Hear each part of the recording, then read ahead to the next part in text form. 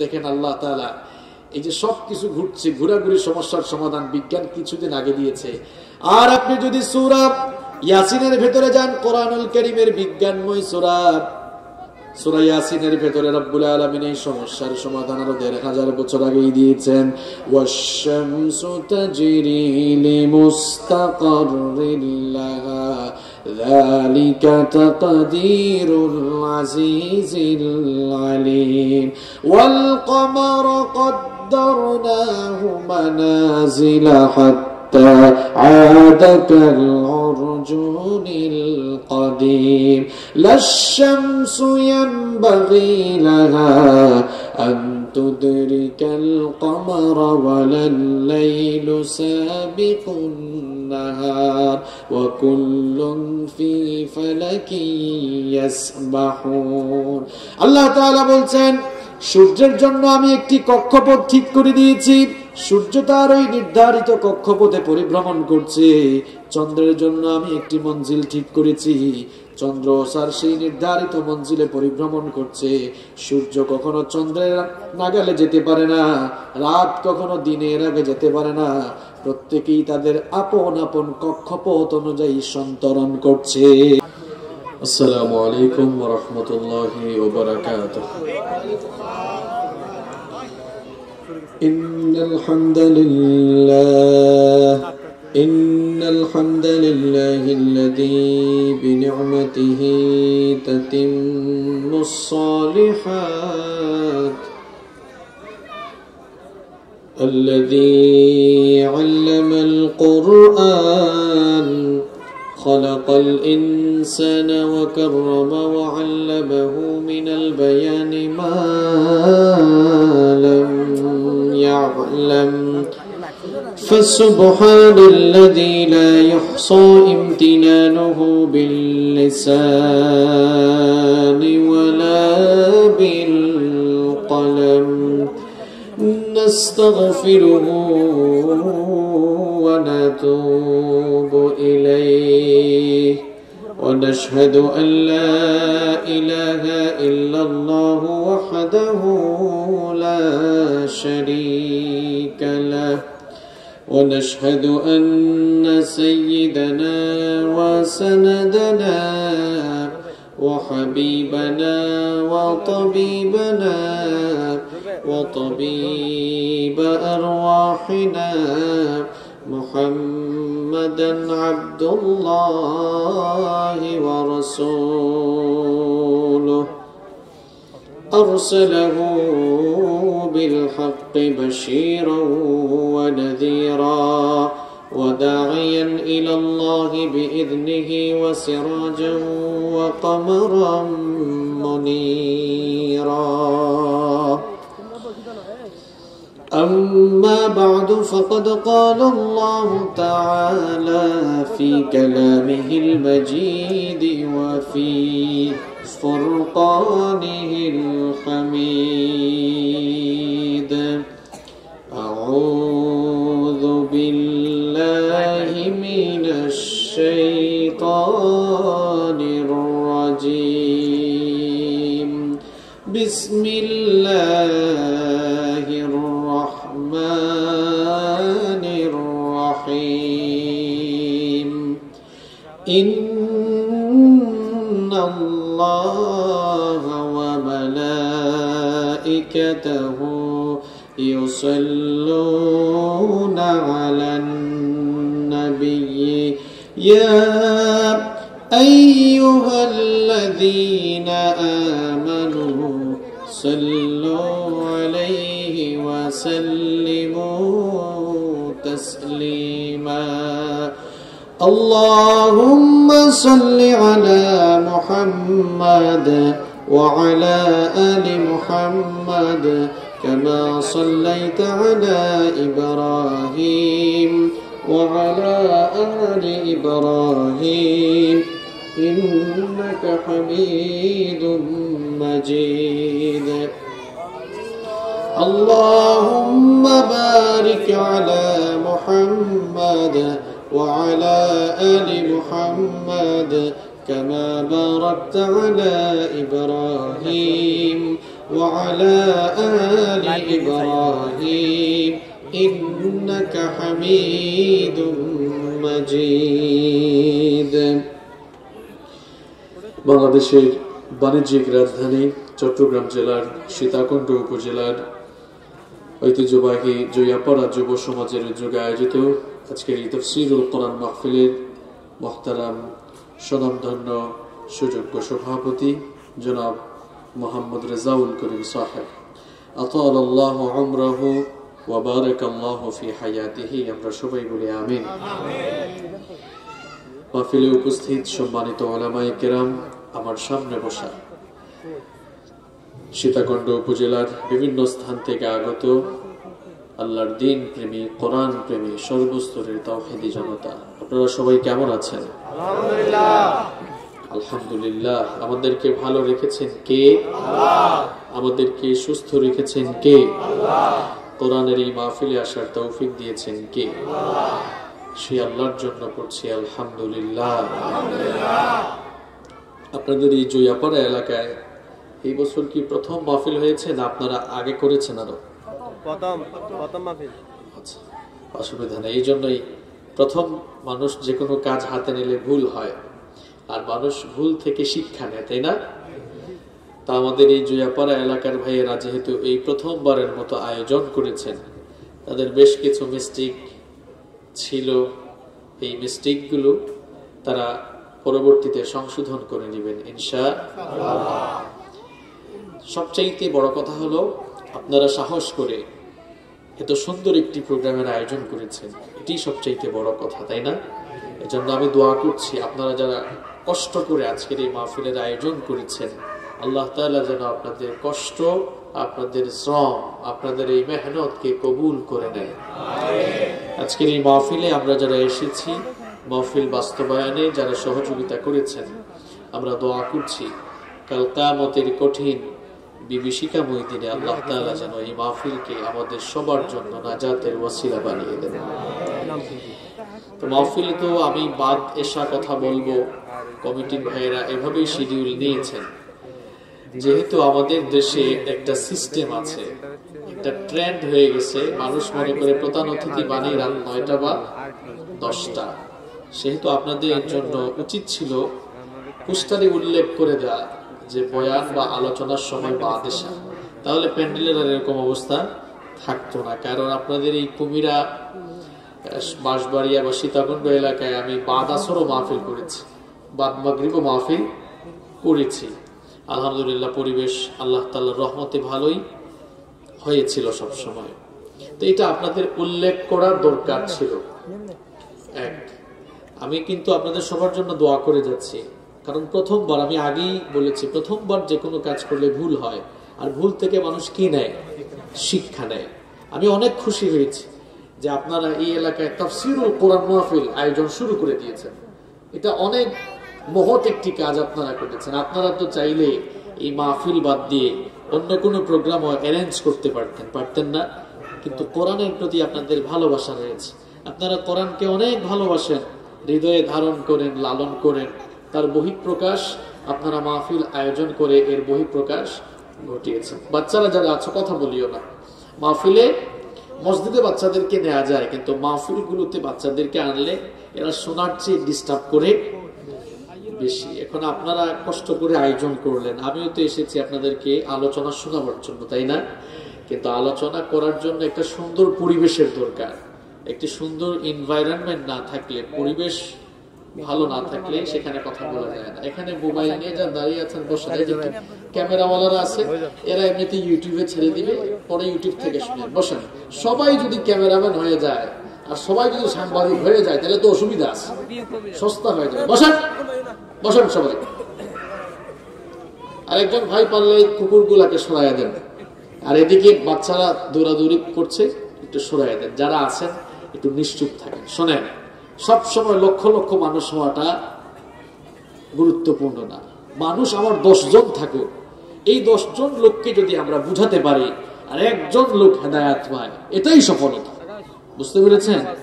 এজন্য আপনারা যারা আসলেন, আপনারা যদি শুনতে পারেন, বুঝতে পারেন, আর আপনাদের এখানে যারা এসেছেন, এখান থেকে যদি কয়েকজন ভাই জীবন পরিবর্তনের সিদ্ধান্ত নিয়ে নেন। এটি হচ্ছে এই মাহফিলের সবচেয়ে বড় সফলতা। এজন্য আপনারা যারা এসেছেন, নীরবতার সাথে, শৃঙ্খলার সাথে, কথাবার্তা না বলে কয়েকটা মিনিট ধৈর্য ধরে থাকতে পারবেন না? তাহলে আপনারা আপনাদের আচার আচরণের মাধ্যমে মাহফিলকে আজকে সফল করে তুলবেন এবং সুন্দর একটি পরিবেশ আপনারা তৈরি করে দেবেন। বলেন ইনশাআল্লাহ। একটা মানুষও কথা বলবেন না, বললাম কথা বলবেন না। এরপরে যদি কথা বলেন, এই কে বলছেন কথা, চুপ, একটা কথাও হবে না। কি বলছি শোনেন না? কোরআনের মাহফিলে আমরা এসেছি, নিশ্চুপ থাকতে হবে। পারবেন ইনশাআল্লাহ? রাগ করছেন আপনারা? ভয় পাইছেন? এভাবে যদি না বলতাম তাহলে থামতো না। তো ভালোবাসার মানুষগুলিকে অনেক সময় দাবি করে অনেক কিছু বলা যায়, তাই না? আল্লাহ তাআলা আমাদেরকে কবুল করে নেন। সম্মানিত ভাইয়েরা, আমরা কোরআনের মাহফিলে এসেছি, এই জন্য একটি বই থেকে আমরা অল্প কয়েক মিনিট কথা শুনবো ইনশাআল্লাহ। যে বই থেকে আমরা কথা বলবো এবং শুনবো, সেই বইটির নাম হচ্ছে আল কোরআন। বলেন তো, এই কিতাব নাজিল করেছেন কে? আল্লাহ। এই পৃথিবীতে আকাশের নিচে জমিনের উপরে কোরআনের চাইতে দামি কোন নেয়ামত আছে?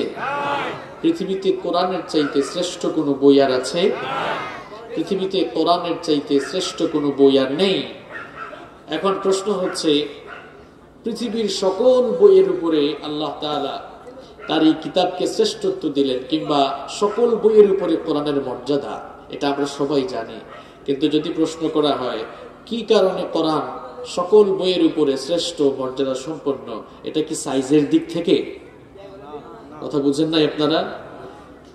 কোরআন পৃথিবীর সবচাইতে দামি, সম্মানিত, মর্যাদা সম্পন্ন কিতাব। আপনাদের কোনো সন্দেহ আছে? কি কারণে দামি? এই বইটার সাইজ বেশি বড়, তাই না? হ্যাঁ, তাহলে প্রশ্ন হচ্ছে কি কারণে দামি? বইটার দাম মনে হয় বেশি, তাই না? কোরআনের দাম কি বেশি? দাম মানে হচ্ছে বিনিময় আর কি, মুদ্রা, টাকা। টাকা কি বেশি? তাহলে কোরআন পৃথিবীর সবচাইতে শ্রেষ্ঠ কিতাব কেন? কারণ হচ্ছে কোরআনুল কারীমের ভেতরে আল্লাহ তাআলা এমন কিছু স্পেশালিটি দিয়েছেন, যে স্পেশালিটি পৃথিবীর কোনো বইয়ের ভেতরে নাই। সুবহানাল্লাহ। এই কোরআনের মধ্যে এমন কিছু জিনিস আছে, কোরআনের ভেতরে এমন কিছু স্পেশালিটি আছে, কোরআনে কারীমের ভেতরে এমন ইউনিক, আনপ্যারালাল ক্যারেক্টারিস্টিক আছে, অতুলনীয় এমন কিছু বৈশিষ্ট্য দিয়ে আল্লাহ তাআলা তার এই কিতাবকে বৈশিষ্ট্যমণ্ডিত করেছেন, যা পৃথিবীর কোনো কিতাবের ভেতরে আছে? নেই। এখন সবগুলো বলতে গেলে তো লম্বা সময় লাগবে। আমি আপনাদের সামনে খুব অল্প সময়ে আল্লাহ তাআলার এই কিতাব কোরআনুল কারীমের 10টি স্পেশালিটি তুলে ধরবো, যে স্পেশালিটি গুলো পৃথিবীর কোনো বইয়ের ভেতরে কোনোদিন আমরা খুঁজে পাবো না। যেহেতু এই জয়াপাড়া এলাকায় প্রথমবারের মতো তাফসীরুল কোরআন মাহফিলের আয়োজন আপনারা করেছেন, এজন্য আল্লাহর কিতাব, এর ভেতরে কি আছে, এটা কত দামি কিতাব, প্রথম বছর আপনারা এটা একটু বোঝার চেষ্টা করেন। তখন কোরআনের প্রতি যে ভালোবাসাটা ছিল, দেখবেন সেটা আরো বহু গুণে বেড়ে যাবে ইনশাআল্লাহ। আমাদের দেশে বহু জায়গায় ওয়াজ হয়, আলোচনা হয়, হুজুর নিজেও জানে না কোন বিষয়ে কথা বলে, আবার শ্রোতারাও জানে না যে কোন বিষয়ে ওয়াজ হয়। এরকম হয় না? এমনটা যেন না হয়, এজন্য প্রথমে আজকের আলোচনার শিরোনাম, টাইটেল কিংবা টপিক আমরা জেনে নিব। আমরা আজকে আল্লাহ তাআলার এই কিতাব কোরআনুল কারীমের 10টি স্পেশালিটি জানবো ইনশাআল্লাহ। তাহলে বাড়িতে যাওয়ার পরে কেউ যদি প্রশ্ন করে যে হুজুর কোন বিষয়ে কথা বলছে, বলতে পারবেন না সবাই? আজকের বিষয় হচ্ছে কোরআনুল কারীমের 10টি স্পেশালিটি। তাহলে আমরা শুরু করতে পারি তো? মুখস্থ করা যাবে না? 10টা পয়েন্ট মুখস্থ করে বাড়ি ফিরবো আজকে ইনশাআল্লাহ। আসেন আমরা জেনে নেই কোরআন কারীমের ভেতরে এমন কি আছে যা পৃথিবীর কোন বইয়ের ভেতরে। নাম্বার 1 দেখেন, শুরু হয়ে যাচ্ছে, খেয়াল করেন। 1 নাম্বার হলো, কোরআন is a book that is most read in this world. এই পৃথিবীর একমাত্র বই হচ্ছে কোরআন, যা এই পৃথিবীতে সবচাইতে বেশি পড়া হয়। এখন এটা গলাবাজি বা চাপাবাজির বিষয় নয়, পৃথিবীতে একমাত্র বই হচ্ছে এই কোরআন। আপনি জানলে অবাক হয়ে যাবেন 24 ঘন্টায় মানুষ এই বইটা পড়ে। কিভাবে পড়ে জানেন? যে আমাদের মাথার উপরে মহাশূন্য আছে, এই মহাশূন্য মহাকাশ নিয়ে যারা গবেষণা করছেন, মহাকাশ বিজ্ঞানী এবং জ্যোতির্বিজ্ঞানীরা গবেষণা করে দেখলেন পৃথিবীর ঘূর্ণায়মান পদ্ধতি এবং আহ্নিক গতি আর বার্ষিক গতির ফলে পৃথিবীর বিভিন্ন স্থানে সময়ের ভিন্নতা রয়েছে। যেমন এখন বাংলাদেশে রাত 8:14 বাজে, তাই না? কিন্তু সৌদি আরবে এখন বিকাল 5:14 বাজে। আবার ইউনাইটেড স্টেট অফ আমেরিকা এখন সকাল 10:14 বাজে। দেখেন আমাদের দেশে রাত, ওই দেশে দিন। এখন দুবাইয়ে এক সময়, লন্ডনে আরেক সময়, তারপরে কাতারে এক সময়, কানাডায় এক সময়, রাশিয়ায় এক সময়। এভাবে বিভিন্ন দেশের সময়ের যে ভিন্নতা, এর কারণ হলো এই পৃথিবীর ঘূর্ণায়মান পদ্ধতি, আহ্নিক গতি এবং বার্ষিক গতির ফলাফলের কারণ হলো এই সময়ের ভিন্নতা। এজন্য মহাকাশ বিজ্ঞানীরা সময়ের ভিন্নতার কারণে একটি আজীব তথ্য পেয়ে তারা বিস্মিত হয়েছেন। সেটি হলো এই সময়ের ভিন্নতা থাকার কারণে তারা দেখলেন এই পৃথিবীতে 24টি ঘন্টার প্রত্যেকটি মিনিটের প্রত্যেকটি সেকেন্ডেই পৃথিবীর কোথাও না কোথাও আযান হয়। এখন আপনারা বসে আছেন তো এখানে, এখন পৃথিবীর বহু দেশে নামাজ চলতেছে, কারণ তার দেশে এখন নামাজের টাইম। কোন দেশে আসরের নামাজ চলে, কোন দেশে ফজরের নামাজ চলে, কোন দেশে জোহরের নামাজ চলে, আছে না? এই জন্য বিজ্ঞানীরা গবেষণা করে দেখলেন যে পৃথিবীতে 24টি ঘন্টার প্রত্যেকটি মিনিটের প্রত্যেকটি সেকেন্ডে আযান হচ্ছে। তাহলে আযান হলে ইকামত হয় না? ইকামত হলে কি হয়? নামাজ হয়। এবার আপনারা বুঝে শুনে জবাব দেন তো, নামাজে আমরা যে বই থেকে তেলাওয়াত করি সেই বইটার নাম কি? মাশাআল্লাহ। কেউ যদি নামাজ শুরু করার পর বুখারী শরীফ থেকে তেলাওয়াত করে, আন আবি হুরায়রা রাদিয়াল্লাহু আনহু قال قال رسول الله صلى الله عليه وسلم, এরপরে হাদিস পাঠ শুরু করে, নামাজ হবে না? কেন? লোকটা তো বুখারী শরীফ থেকে পড়তেছে, অসুবিধা আছে? অবশ্যই আছে। কারণ নামাজে কোরআন ছাড়া অন্য কোন বই থেকে তেলাওয়াত শুরু করলে নামাজ হয় না। তাহলে মহাকাশ বিজ্ঞানীদের দেওয়া তথ্য মোতাবেক কুত্তা কি আপনাদের এলাকায় বেশি? মহামুসিবত। নাকি তারাও ওয়াজ শুনতে চায়? তাহলে মহাকাশ বিজ্ঞানীদের দেওয়া তথ্য অনুযায়ী পৃথিবীতে 24 ঘন্টায় আযান হয়, ইকামত হয়, নামাজ হয়। যেহেতু পৃথিবীতে 24 ঘন্টায় কোথাও না কোথাও মানুষ নামাজ আদায় করছে, তার মানে পৃথিবীর একমাত্র বই হচ্ছে কোরআন, যা 24 ঘন্টার প্রত্যেকটি মিনিটের প্রত্যেকটি সেকেন্ডেই কোথাও না কোথাও তেলাওয়াত হয়। সুবহানাল্লাহ। আপনারা বলেন তো, পৃথিবীতে কোরআন ছাড়া আর কোন বই আছে যে বইটা এভাবে 24 ঘন্টায় দুনিয়ায় তেলাওয়াত হয়? আছে? নাই। তাহলে আল্লাহর কোরআনের যে 10টি স্পেশালিটি আমরা জানবো, তার মধ্যে প্রথমটাই তো শুনে ফেললাম। প্রথমটা হচ্ছে Quran is a book that is most read in this world. পৃথিবীর একমাত্র বই হচ্ছে কোরআন, যা এই পৃথিবীতে সবচাইতে বেশি পড়া হয়। আরেকটি আজীব তথ্য কি জানেন? এই পৃথিবীতে একমাত্র বই হচ্ছে কোরআন, যে বইটি ছাপাখানায় সবচাইতে বেশি পরিমাণ ছাপা হয়েছে। কোরআনের মতো ছাপা হয়েছে এমন কোন বই পৃথিবীতে আছে? এটা এমন এক কিতাব পৃথিবীতে সবচাইতে বেশি পরিমাণ বিক্রি হয়েছে, কোরআনের মতো সেল হয়েছে, বিক্রি হয়েছে, এমন কোন কিতাব ম্যাগাজিন দুনিয়াতে আছে? এটি আবার একমাত্র কিতাব যা বিনামূল্যে দুনিয়ায় সবচেয়ে বেশি বিতরণ হয়েছে। কোরআন আপনারা মানুষকে হাদিয়া দেন না, গিফট করেন না? পৃথিবীতে কোরআন যে পরিমাণ হাদিয়া করা হয়, গিফট করা হয়, অন্য কোন বই এরকম করা হয়? আবার এই পৃথিবীর একমাত্র কিতাব হলো আল কোরআন। এই কিতাবের ইজ্জত রক্ষার জন্য, এই কিতাবের বিধান দুনিয়ায় কায়েম করার জন্য দুনিয়াতে সর্বাধিক সংখ্যক মানুষ তাদের শরীরের তাজা রক্তই শুধু নয়, বরং তাদের জীবনটাকে আল্লাহর কোরআনের জন্য বিলীন করে দিয়েছে। আবার কোরআনই একমাত্র বই, এই বইয়ের বিরোধিতাও বেশি হয়েছে। আপনাদের সীতাকুণ্ডা এলাকায় বিরোধিতা নাই? এখানেও আছে। আল্লাহর কুতুবদেরকে আল্লাহ হেদায়াত দান করেন। তাহলে কোরআনের 1 নম্বর বৈশিষ্ট্য আমরা জানলাম, এটি পৃথিবীর একমাত্র বই যা পৃথিবীতে সবচাইতে বেশি পড়া। 1 নম্বর পয়েন্টটা সবার মুখস্থ থাকবে না ইনশাআল্লাহ। নাম্বার 2, 2 নম্বর হচ্ছে nobody has ever bother to read or hear the holy book Quran. এটি এমন এক কিতাব, এই কিতাব তেলাওয়াত করলে কিংবা এই কিতাবের তেলাওয়াত শুনলে কোনো মানুষ কখনো বিরক্ত হয় না। বিরক্ত হন কখনো আপনারা? কোন গান যখন বের হয়, যুবক আর তরুণরা সেই গান কয়েকদিন শোনার পরে বলে, গানটা চেঞ্জ করে দাও, পুরাতন হয়ে গিয়েছে, কত আর শুনবো, শুনতে শুনতে ভালো লাগে না, এই গান আমাদের কাছে পুরাতন হয়ে গিয়েছে। কিন্তু জন্মের পর থেকে আপনারা মসজিদে গেলেই প্রত্যেক দিন শুনতে পান ইমাম সাহেব সূরাতুল ফাতিহা দিয়ে নামাজ শুরু করেন। কেউ কি কখনো বিরক্ত হয়ে বলেছেন নাকি, ইমাম সাহেব প্রত্যেক দিনই তো আপনি সূরাতুল ফাতিহা দিয়ে নামাজ শুরু করেন, কতবার শুনবো, শুনতে শুনতে ভালো লাগে না, আজ চেঞ্জ করে একটু অন্য সূরা থেকে তেলাওয়াত শুরু করেন, এমন কথা কি কেউ কখনো বলেছেন নাকি? কেউ কখনো বলার সুযোগ বা সম্ভাবনা আছে নাকি?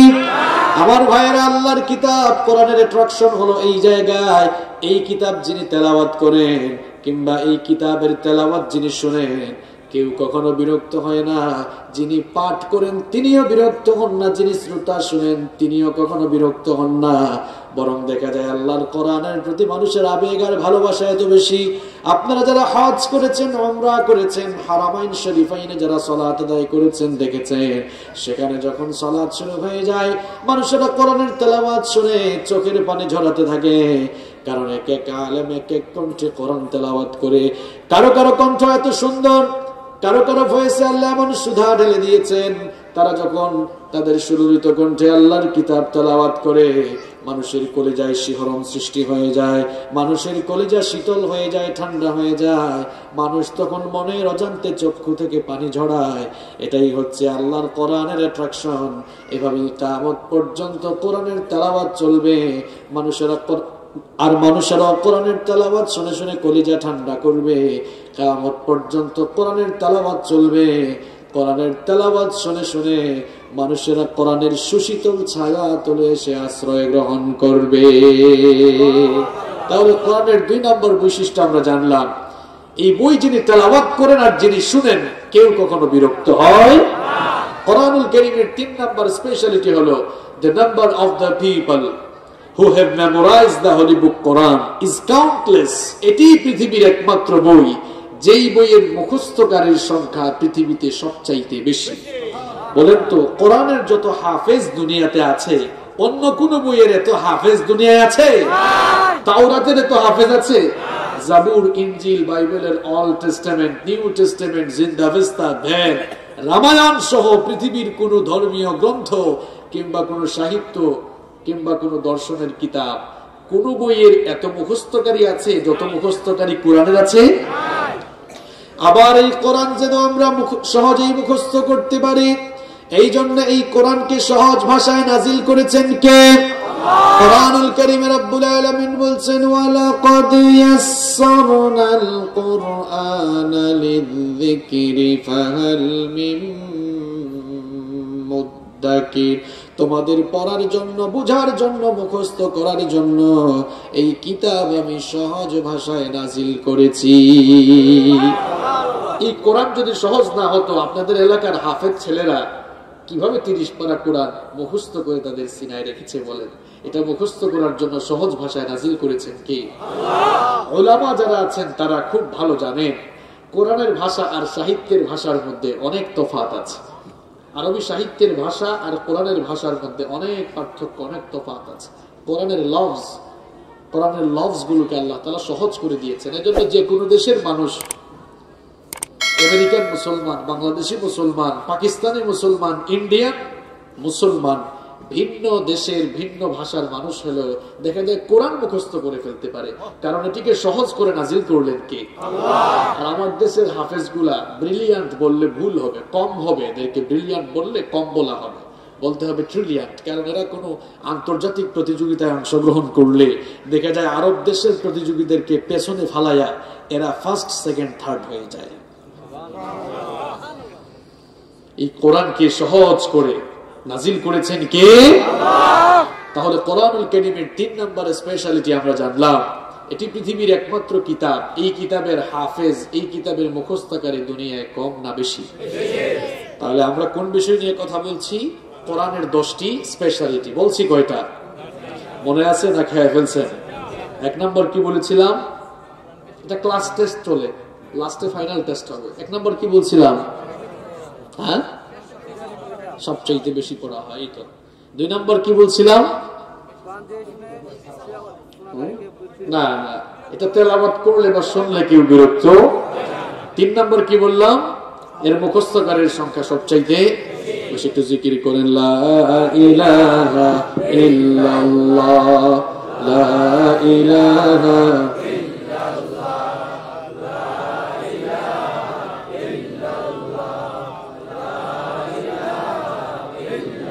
সুবহানাল্লাহ ওয়ালহামদুলিল্লাহ, লা ইলাহা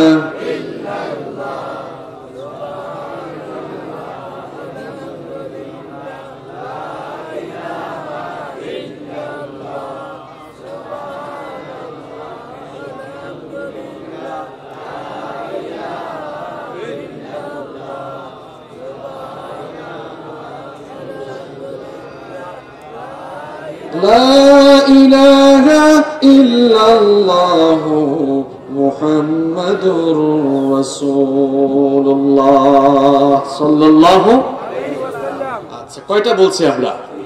নাম্বার 4। 4 নম্বর হচ্ছে the entire Quran has been presented in poetic form। গোটা কোরআনকে আল্লাহ তাআলা ছন্দময় করে নাজিল করেছেন। সুবহানাল্লাহ পড়েন। আপনারা কোরআন সব সময় তেলাওয়াত করেন কিন্তু খেয়াল করেন না। আপনারা দেখবেন কোরআন যখন তেলাওয়াত করবেন, কোরআনুল কারীমের প্রথম সূরা থেকে সর্বশেষ সূরা পর্যন্ত তেলাওয়াত করে যান, দেখবেন প্রত্যেকটি আয়াতের ভেতরে কি চমৎকার ছন্দের মিল দিয়ে আল্লাহ তাআলা এই কিতাব নাজিল করেছেন। সুবহানাল্লাহ। কোরআনুল কারীম কেউ যদি থেমে থেমে পড়ে, মনে হবে কেউ ছন্দ মিলিয়ে তেলাওয়াত করছে, আর না থেমে তেলাওয়াত করলে মনে হবে কেউ মাকালা, আর্টিকেল অর্থাৎ প্রবন্ধ পাঠ করছে। কোরআনুল কারীমের যে কোনো সূরা থেকে আপনি তেলাওয়াত শুরু করে দিলে মনে হবে যেন কি চমৎকার ছন্দের এক মিল রয়েছে। যেমন কোরআনের যে ছোট সূরাগুলো আপনাদের মুখস্থ রয়েছে, সেগুলো তেলাওয়াত করলেই দেখবেন কি সুন্দর ছন্দ মিল আল্লাহ তাআলা কোরআনে দিয়েছেন। আসেন আমরা সূরাতুল কাউসারটা তেলাওয়াত করি, পড়েন আমার সাথে, ইন্না আ'তাইনাকাল কাউসার ফাসাল্লি লিরাব্বিকা ওয়ানহার ইন্না শানিআকা হুয়াল আবতার। দেখেন কি সুন্দর ছন্দ মিল। ইন্না আ'তাইনাকাল কাউসার ফাসাল্লি লিরাব্বিকা ইন্না শানিআকা হুয়াল আবতার। ছন্দ মিল আছে না নেই? সূরাতুল ইখলাস তেলাওয়াত করে দেখেন, কুল হুয়াল্লাহু আহাদ আল্লাহুস সামাদ লাম ইয়ালিদ ওয়া লাম ইউলাদ ওয়া লাম ইয়াকুল লাহু কুফুয়ান আহাদ। সুবহানাল্লাহ। দেখেন কি ছন্দের মিল এখানে। কুল হুয়াল্লাহ, সবাই বলেন কুল হুয়াল্লাহ আল্লাহুস সামাদ লাম ইয়ালিদ ওয়া লাম ইয়াকুল লাহু। দেখছেন আদার একটা টান আছে। কুল হুয়াল্লাহু আহাদ আল্লাহুস সামাদ লাম ইয়ালিদ ওয়া লাম ইউলাদ ওয়া লাম ইয়াকুল লাহু কুফুয়ান আহাদ। সুবহানাল্লাহ। এটা যে আপনারা মুখস্থ করে ফেলতে পারেন কেন জানেন? ছন্দ মিল আছে। যে কোনো সূরায় যান, কুল আউযু বিরাব্বিন নাস মালিকিন নাস ইলাহিন। দেখছেন যে কোনো সূরা তেলাওয়াত করেন, সূরা রহমানে গিয়ে দেখেন সেখানেও মিল পাবেন, সেখানেও ছন্দের মিল খুঁজে পাবেন। আর রহমান আল্লামাল কুরআন খালাকাল ইনসান আল্লামাহুল বায়ান। সুবহানাল্লাহ। আর রহমান আল্লামাল কুরআন খালাকাল ইনসান আল্লামাহুল বায়ান। ছন্দ মিল আছে না নাই? যে কোনো সূরা তেলাওয়াত করে দেখেন কি চমৎকার ছন্দের মিল দিয়ে আল্লাহ তাআলা কোরআন নাজিল করেছেন। আলহাকুমুত তাকাসুর হাত্তা যুরতুমুল মাকাবির। ছন্দ মিল আছে না? আলহাকুমুত তাকাসুর হাত্তা যুরতুমুল মাকাবির। যে কোনো সূরা তেলাওয়াত করবেন। ওয়াল আসর ইন্নাল ইনসানা লাফি। দেখছেন ছন্দ মিল আছে না? বলেন পৃথিবীতে কোরআন ছাড়া আর কোন বই আছে যে বই পুরো বইটাকে এরকম ছন্দময় করা হয়েছে? আরেকটা বই আছে? পৃথিবীর একমাত্র বই হচ্ছে এই কোরআন, যে বইটাকে আল্লাহ তাআলা পুরো বইটাকে ছন্দময় করে দিয়েছেন। সুবহানাল্লাহ। এত উঁচুমানের ভাষা আল্লাহ তাআলা ব্যবহার করেছেন, আরবি ভাষার সাহিত্যিকরা পর্যন্ত অবাক হয়ে গিয়েছেন। এত চমৎকার শব্দ চয়ন আল্লাহ তাআলা করেছেন।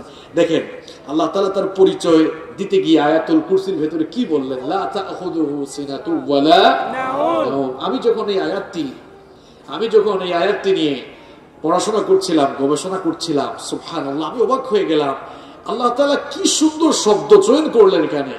বলছেন লা তাখুযুহু সিনাতু ওয়ালা নাওম, এর অর্থ হলো তন্দ্রা বা ঘুম তাকে কখনো আচ্ছন্ন করতে পারে না, স্পর্শ করতে পারে। আমি চিন্তা করলাম, আচ্ছা এই আয়াতটা তো এভাবেও নাজিল হতে পারতো যে আল্লাহ তাআলা ঘুমান না, এভাবে তো নাজিল হইতে পারতো। আল্লাহ তাআলা ঘুমান না এরকম করে যদি আয়াতটা নাজিল হতো, তাহলে ইসলাম বিরোধীরা আপত্তি তুলতো, বুঝছি ঘুম আছে কিন্তু ঘুমায় না। সুবহানাল্লাহ, কি শব্দ চয়ন করেন আল্লাহ তাআলা। আল্লাহ তাআলা ঘুমান না বা তিনি ঘুমান না এরকম বলেন নাই, বললেন তন্দ্রা বা ঘুম থেকে ধরতেই পারে না। সুবহানাল্লাহ, কি চমৎকার ছন্দমিল এই কিতাবের ভেতরে রয়েছে। এত সুন্দর ছন্দমিল দিয়ে এই কিতাবটা নাজিল করলেন কে? তাবিজের ব্যবসা করার জন্য, জীবনটাকে কোরআনের রঙে রাগাবার জন্য। ঘরের ভেতরে আপনারা গোল্ড রেখে বাহিরে সিটি গোল্ড তালাশ করছেন।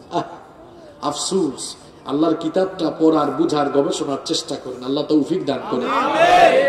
কোন বিষয় নিয়ে আলোচনা হচ্ছে মনে আছে তো? হ্যাঁ, বিষয়টা কি? হ্যাঁ, কোরআনের 10টি স্পেশালিটি আমরা জানছি। তাহলে কয়টা বললাম?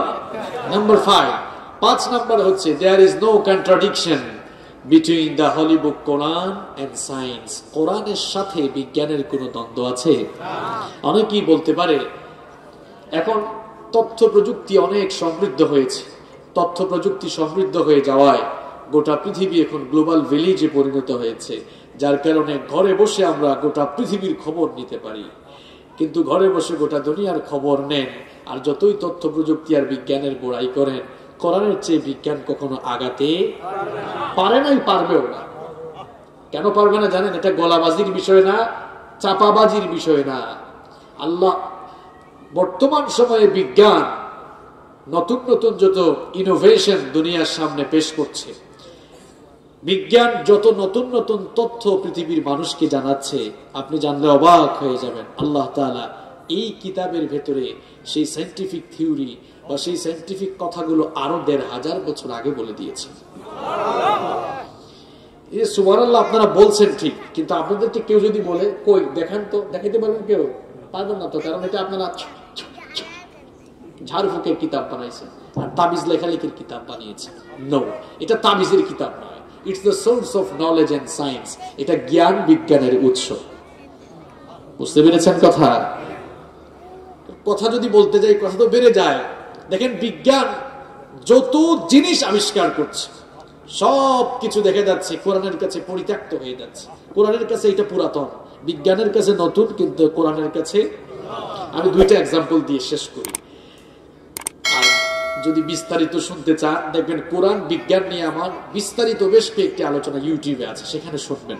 সেখানে একেবারে বিজ্ঞানের সবগুলো শাখা নিয়ে এসেছে, কোরআন এবং বিজ্ঞানের আলোকে সেগুলো আলোচনা করেছে। দেখেন, সূর্য ঘুরে না পৃথিবী ঘুরে, এটা নিয়ে বিজ্ঞানীরা বহু তর্ক বিতর্ক করেছে।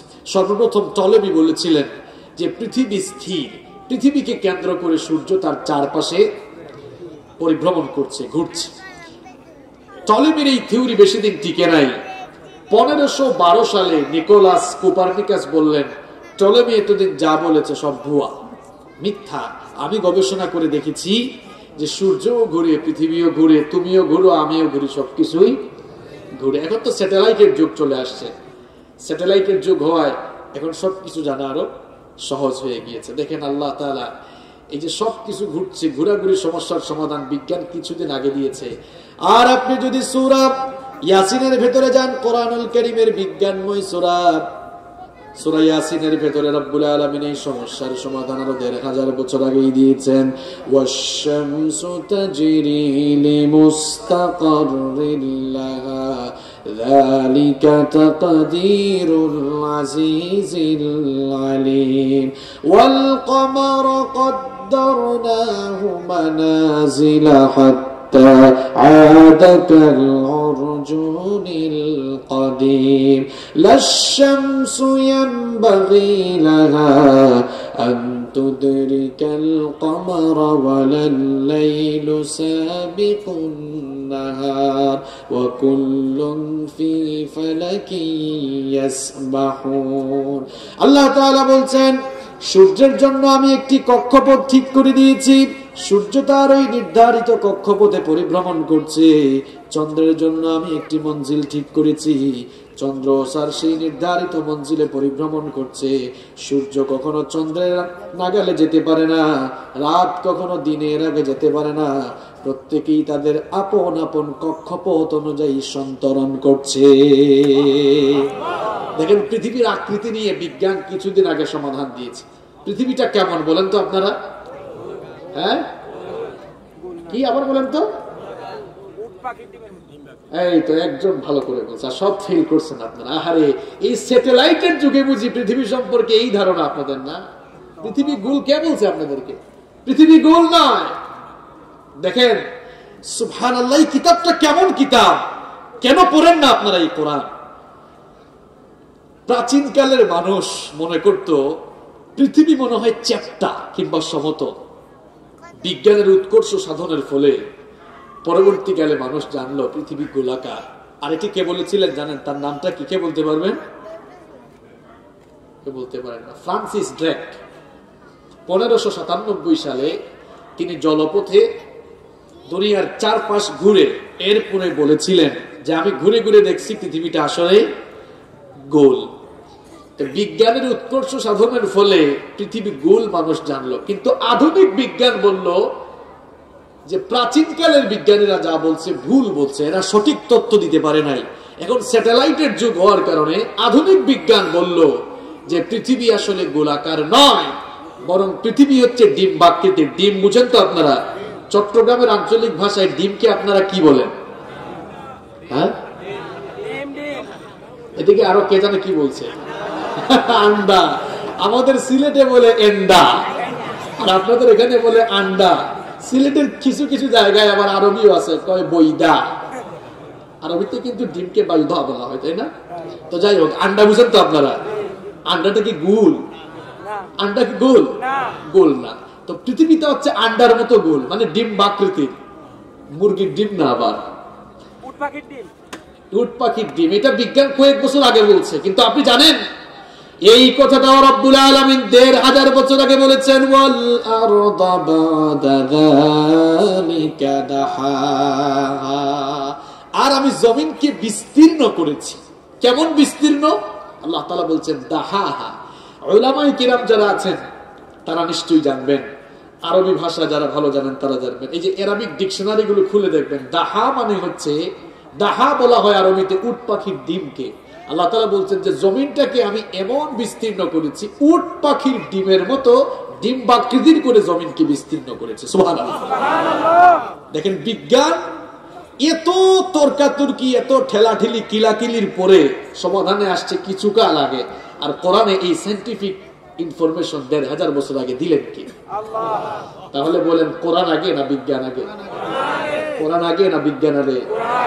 গলাবাজি করার বিষয় না প্রমাণিত বিষয়? ফিঙ্গারপ্রিন্ট বুঝেন তো আপনারা? আপনারা কি বলেন বাংলায়? আঙ্গুলের ছাপ। আরবিতে বলা হয় বাসমাত, ইংরেজিতে বলা হয় ফিঙ্গারপ্রিন্ট, আর বাংলায় বলা হয় আঙ্গুলের। আমাদের হাতে আঙ্গুল আছে কয়টা? কোন আঙ্গুলের ছাপের সাথে কোন আঙ্গুলের কি মিল আছে? আপনার আঙ্গুলের ছাপের সাথে আমার আঙ্গুলের ছাপের কোনো মিল নাই। পৃথিবীতে ৮০০ কোটি মানুষ বসবাস করছে, কারো আঙ্গুলের ছাপের সাথে কারো আঙ্গুলের ছাপের কোনো মিল নাই। সুবহানাল্লাহ। এখানে কুদরতটা কার?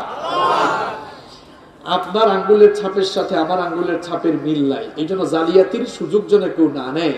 জমি রেজিস্ট্রির সময়, তারপরে ভুটাভুটির সময় ফিঙ্গারপ্রিন্ট লাগে না? আবার দেশের বাহিরে গেলে দেখবেন ইমিগ্রেশন ক্রস করার সময় ফিঙ্গারপ্রিন্ট দেওয়া লাগে, কারণ আপনার ফিঙ্গারপ্রিন্টের সাথে দুনিয়ার কারো ফিঙ্গারপ্রিন্টের কোনো মিল। এই যে মানুষের ফিঙ্গারপ্রিন্টের সাথে কোন মানুষের ফিঙ্গারপ্রিন্টের মিল নেই। এই যে ফিঙ্গারপ্রিন্টের সিস্টেমটা কখন থেকে আসছে জানেন আপনারা? এখন কত সাল? 2000 কথা কয় না কেন? এখন কত সাল? 2021 সাল।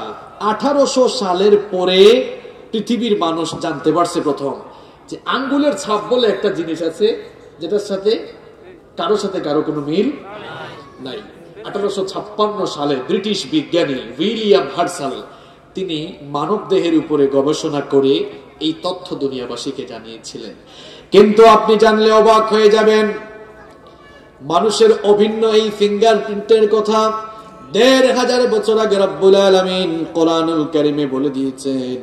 কোরআনে কারীমের 75 নম্বর সূরা সূরাতুল কিয়ামা 3 এবং 4 নম্বর আয়াতে রব্বুল আলামিন বললেন, আয়াহসাবু আল্লান নাজমা'a 'ইযামা বালা কাদিরিনা আলা আন নুসাউইয়া বানানা।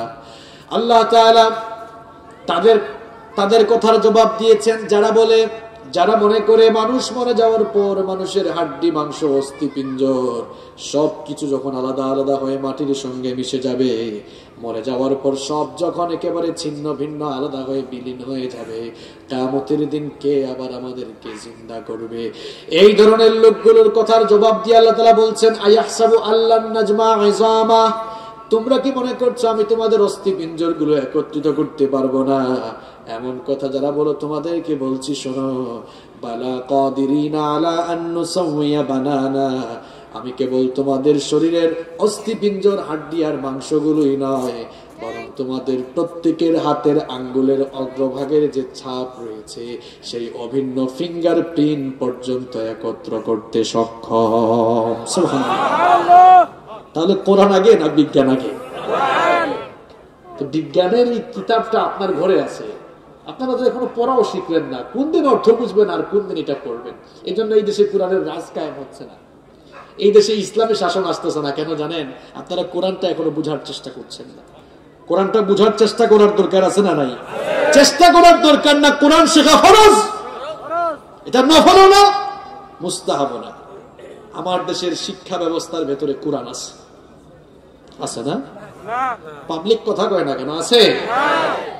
এখন শুনতেছি বলতেছে কোরআন হাদিস দিয়ে ওয়াজ করা বাধ্যতামূলক। আমরা তো কোরআন হাদিস দিয়ে কথা বলি, কিন্তু কথাটা হলো এই, কোরআন হাদিস দিয়ে ওয়াজ করা বাধ্যতামূলক এটা আমরাও জানি, আমরা ওয়াজ করিও। কিছু কিছু মানুষ হয়তো আছে কিচ্ছা কাহিনী বলে, এদেরকে এদেশের উলামায়ে কেরাম সমর্থন করেন না। কথা হচ্ছে কোরআন হাদিস দিয়ে ওয়াজ করলে এগুলো সইবার সহ্য ক্ষমতাও থাকতে হবে। কারণ কোরআন সুদ ঘুষের পক্ষে না বিপক্ষে? দুর্নীতির পক্ষে না বিপক্ষে? শরীর যদি দুর্বল হয় পাওয়ারে ওষুধ খাওয়া যাবে? আরো দুর্বল হবে। কোরআন হাদিস সহ্য করার ক্ষমতাও থাকতে। আমার ভাইয়েরা, আল্লাহর কোরআনের 5 নম্বর স্পেশালিটি আমরা জানলাম, এটি এমন এক কিতাব, বিজ্ঞানের যুগে এই কোরআন কি অচল? অচল নয়, শুধু সচল নয়, এটা বিজ্ঞানের চেয়ে আরো অত্যাধুনিক। আমরা যদি আধুনিক হই তাহলে কোরআন অত্যাধুনিক। সুবহানাল্লাহ। যত কাল আসবে, যত যুগ আসবে, যত সময় আসবে, সকল কাল সকল সময় এবং যুগের চাহিদা মেটাতে কোরআন সক্ষম কিনা? তাহলে কোরআনের সাথে বিজ্ঞানের কোনো দ্বন্দ্ব নেই।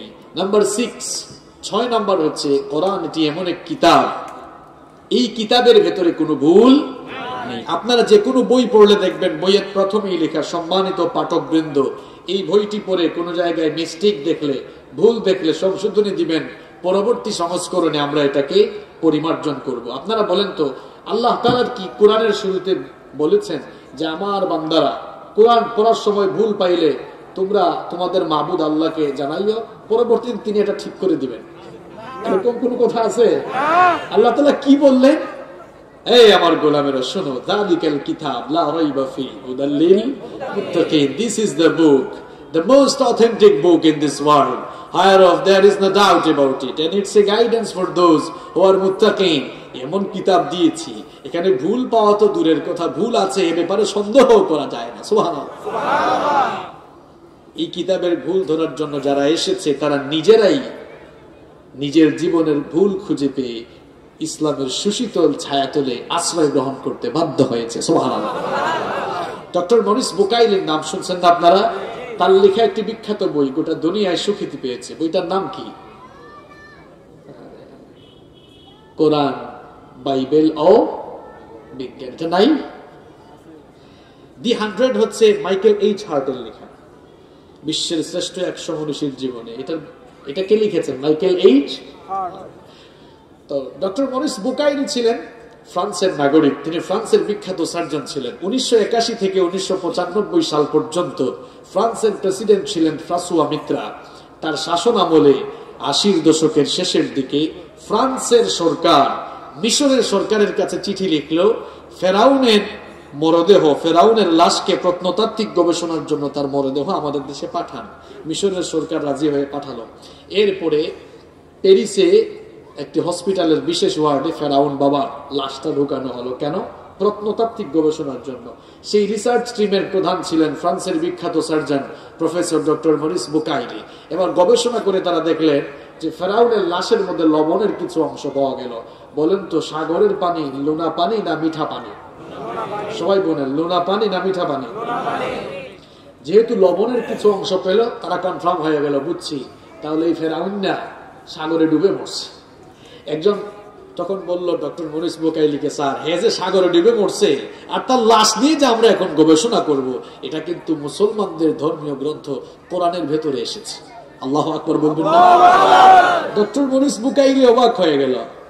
মাথা কি ঠিক আছে তোমার? ফেরাউন তো ডুবছে 3000 বছর আগে, আর কোরআন নাজিল হয়েছে কত বছর আগে? কথা কন না কেন আপনারা? মুখে ঠাডা পড়ছে নাকি? ফেরাউন ডুবেছে কত বছর আগে? 3000 বছর আগে। আর কোরআন নাজিল হয়েছে কত বছর আগে? 1500 বছর আগে। তো 3000 বছর আগের ঘটনা 1500 বছর আগের বই আসে কেমনে? বুঝছি এটা কেউ মনে হয় ভুল টুল বলে দিয়েছে। আনো তো আমার কাছে, কোরআনে এটা আছে না? কোরআনের 10 নম্বর সূরা ইউনূসের 92 নম্বর আয়াত, ফাল ইয়াউমা নুনাজ্জিকা বিবাদানিকা লিতাকুনা লিমান খালফাকা আয়া। তোকে একেবারে মেরে ফেলবো না, শরীরটা অক্ষত রাখবো। কেন অক্ষত রাখবো? লিতাকুনা লিমান খালফাকা আয়া, তোর পরের ফেরাউনটা যেন তোরা দেখে শিক্ষা নিতে পারে। ফেরাউন যে ছিল, এটা কিন্তু তার নাম ছিল না, জানেন আপনারা? যেমন বাংলাদেশে যিনি সরকার প্রধান হন তাকে কি বলা হয়? হ্যাঁ বলেন সবাই, হয়েছে কি বলা হয়? প্রধানমন্ত্রী। মিশরে যিনি ক্ষমতা চালাতেন তাকে বলা হতো তখন ফেরাউন। এই ফেরাউনের নাম কোন জায়গায় এসেছে দ্বিতীয় রামিসেস বা রেমিসেস, যেটাই হোক। তো আল্লাহ তাআলা ফেরাউনের নাম কোরআনে ফেরাউনই দিয়েছেন। তো যাই হোক, বললো ঠিক আছে কোরআনটা নিয়ে আসো, দেখি কোন জায়গায় ভুল টুল আছে কিনা। দেখেন কত বড় সাহস। এরপরে কোরআন খুলে দেখলো, কোরআন যে শব্দগুলো দিয়ে লেখা, অক্ষরগুলো দিয়ে লেখা, এই অক্ষর হে জীবনেও দেখে নাই। দেখছে? আচ্ছা বলেন তো, আপনাদের কারো সামনে যদি চাইনিজ ল্যাঙ্গুয়েজ, চাইনিজ ভাষায় লেখা কোনো বই এনে দেওয়া হয়, ওয়াং ওয়াং চুয়াং ওয়াং, কিছু বুঝবেন আপনারা? তখন ভাবতে পারবে এগুলা কি। তো মরিস বুকাইলি যখন কোরআন দেখলো আরবি ভাষায়, বাপরে বাপ, এগুলো কি, তো পারবো না। তখন সে তার মাদার ল্যাঙ্গুয়েজ, তার মাতৃভাষায় কোরআনকে অনুবাদ করে পড়লো, গবেষণা করলো, কোনো ভুল ধরতে পারলো না। এরপরে ডক্টর মরিস বুকাইলি কোরআনে কারীমকে ইংলিশ ল্যাঙ্গুয়েজে ট্রান্সলেট করে কোরআন পড়া শুরু করলো, গবেষণা শুরু করলো।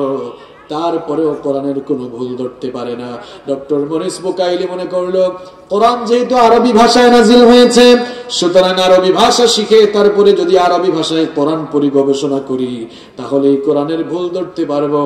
এবার মুসলিম বিশ্বের আরব দেশের কয়েকজন স্কলারদের কাছ থেকে সে আরবি ভাষা শিখলো।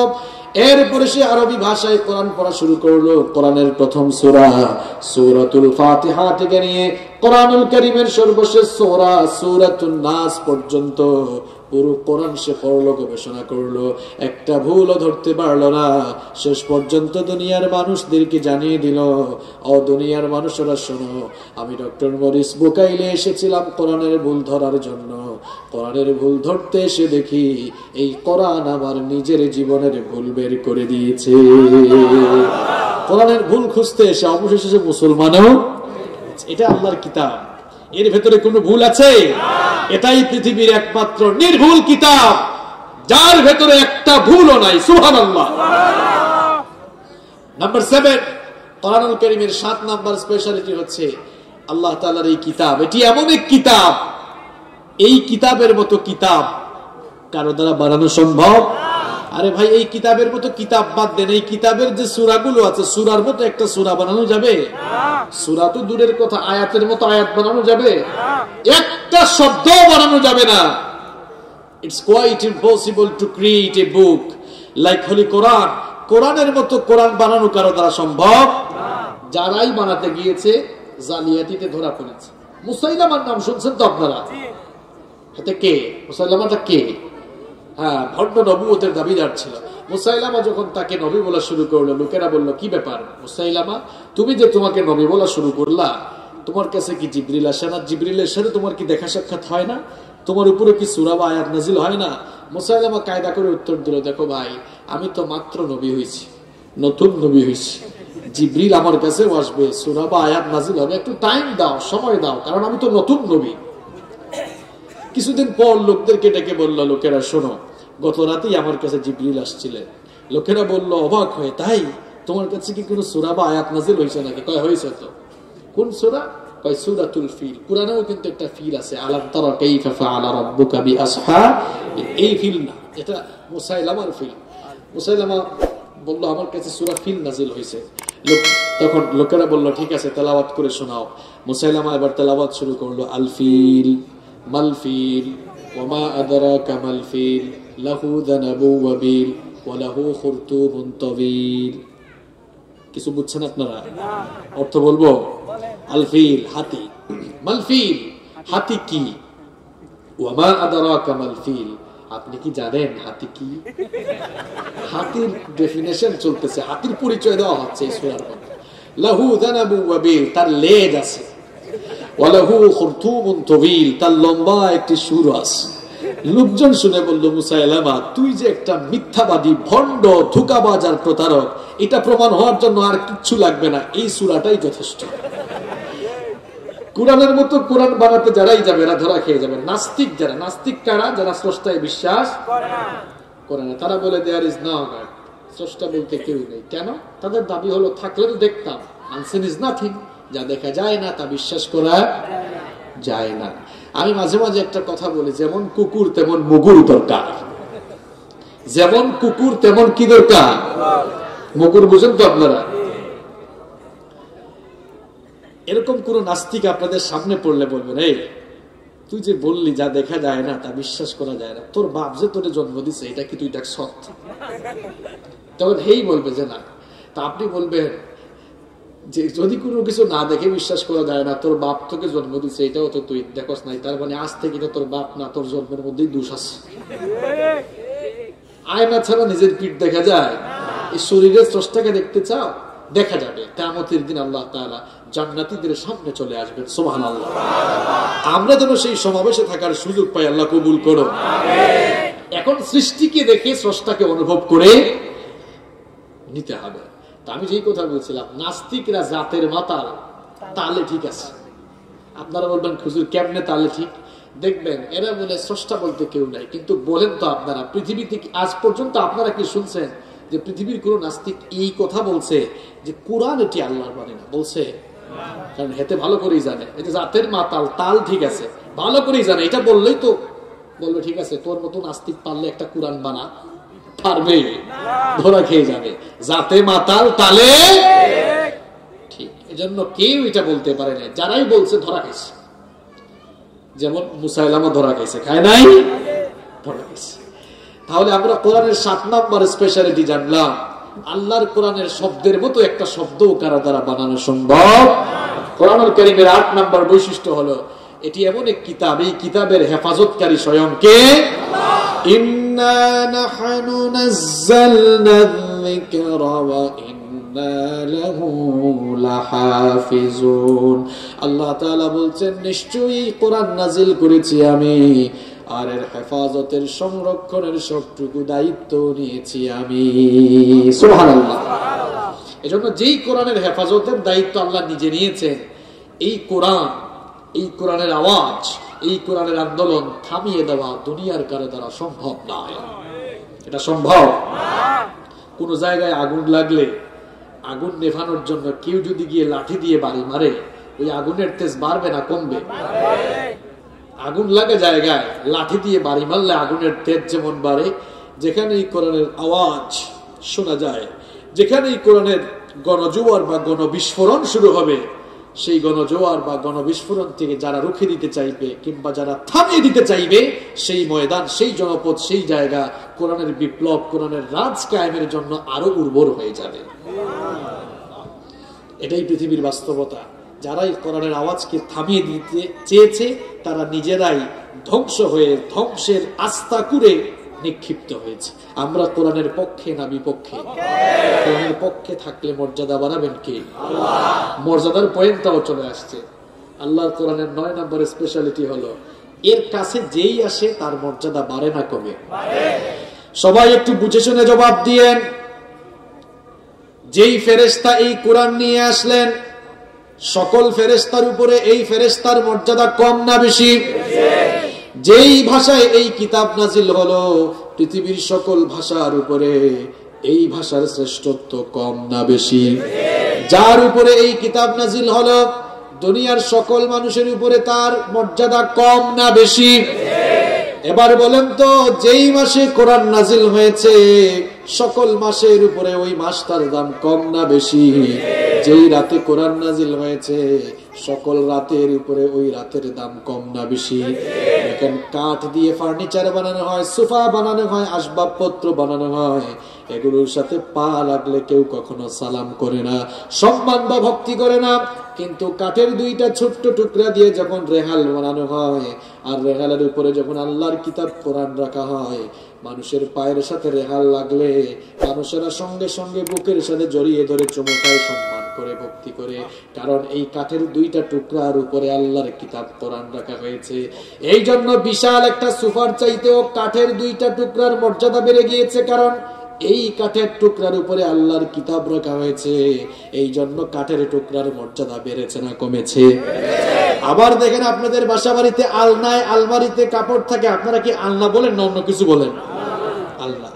আলনায় আপনাদের কাপড় থাকে, মাঝে মাঝে কাপড় ধোয়ার জন্য টান মারেন, পায়ের নিচে পড়ে যায়, কিন্তু কখনো চুমু খান, সালাম করেন? বড় বড় কম্বল গুলোকে মানুষ কিভাবে ধোয়? পা দিয়ে ঢোলাঢলি করে, এরপরে চুমু খায় নাকি?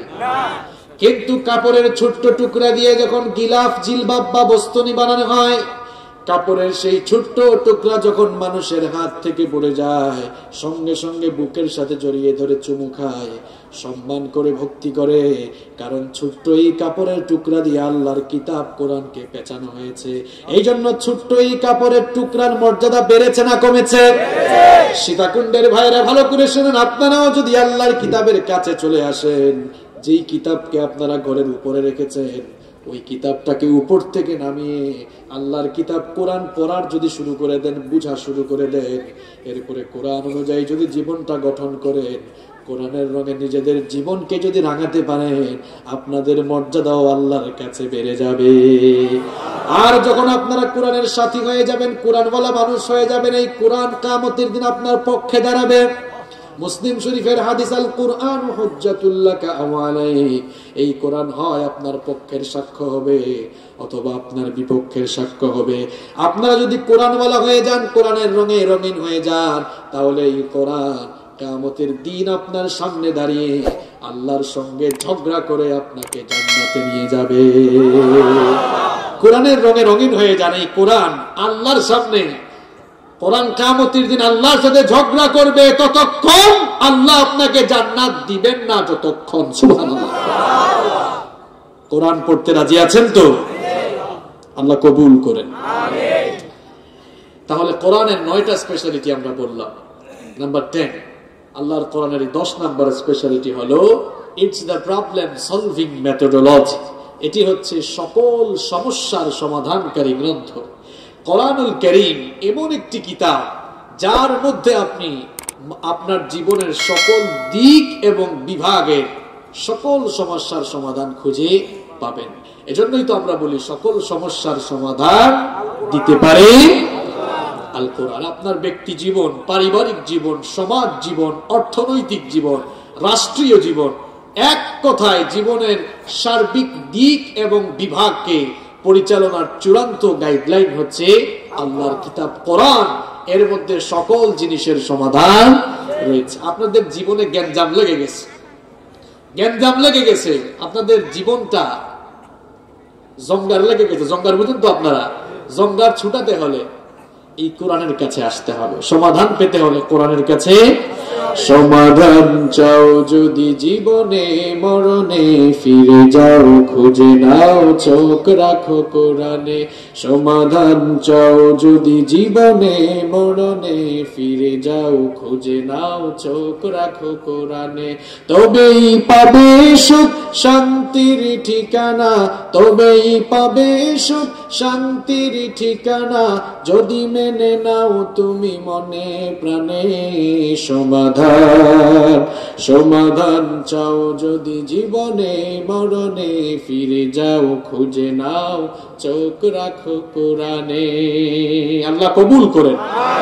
তাহলে বলেন তো, এই যে আল্লাহর কোরআনের 10টি স্পেশালিটি, 10টি অনন্য মর্যাদা এই কিতাবের আপনাদের সামনে তুলে ধরলাম, এই 10টা জিনিস পৃথিবীর অন্য কোনো বইয়ের ভেতরে আছে? তাহলে এই কিতাবটা আমাদের সকলের পড়া দরকার আছে না নাই? নাকি ঘরে রেখে দিবেন? এটা তেলাওয়াত করবেন তো? শুধু তেলাওয়াত করলে হবে? স্কুল কলেজ ইউনিভার্সিটিতে তোমরা যারা পড়ো, তোমাদেরকে বলে যাচ্ছে, এটা তোমরা পড়বা, বুঝে বুঝে পড়ার চেষ্টা করবা। তোমাদের ঘুমন্ত বিবেক জাগ্রত হয়ে যাবে। এই কোরআনটা পড়বেন, তালাবদ্ধ অন্তর খুলে যাবে। আল্লাহ তাআলা তো বলছেন, আফালা ইয়াতাদাব্বারুনাল কুরআন আম আলা কুলুবিন আকফালুহা। কি হলো তোমাদের? কেন কোরআনটা বোঝার চেষ্টা করো না? অন্তর কি তোমাদের তালাবদ্ধ হয়ে গেল না? করে জীবনের মধ্যে বরকত দান করবেন কে? দুনিয়া আখিরাতে নাজাত দিবেন কে? আল্লাহ তাআলা আমাদের সকলকে কোরআনের রঙে রঙিন হওয়ার তৌফিক দান করেন।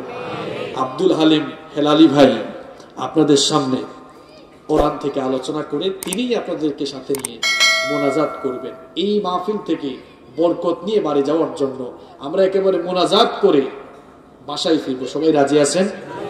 সবাই ওয়াদাবদ্ধ হইতে রাজি আছেন? দেখি হাত তুলে আল্লাহকে দেখান তো যে আমরা মোনাজাত পর্যন্ত থেকে এরপরে যাব। এই যারা হাত তুললো না, এই পাবলিক গুলো কারা? আমি দেখতেছি কিন্তু সবাই হাত তুলছেন তো? উঠলে কিন্তু খবর আছে, ওয়াদা দিয়েছেন। আল্লাহ আপনাদের এই ওয়াদা কবুল করেন। তিনি বলছেন 20 মিনিট কথা বলে আপনাদের সবাইকে নিয়ে দোয়া করবেন ইনশাআল্লাহ। আমি খুব খুশি হয়েছি যে আপনারা প্রথম বছর মাহফিলের আয়োজন করেছেন। আমার যে যুবক আর তরুণ ভাইরা আপনাদের এলাকায় মাহফিলের আয়োজন করলো, বাবারা একটু জবাব দেন তো, আপনারা খুশি হয়েছেন তো? আপনাদের এই যে ছেলেরা, আপনাদের ভাতিজারা এত সুন্দর আয়োজন করছে, আপনারা খুশি? আগামী বছর থেকে মাহফিলের আয়োজন করলে তাদেরকে আপনারা সহযোগিতা করবেন তো?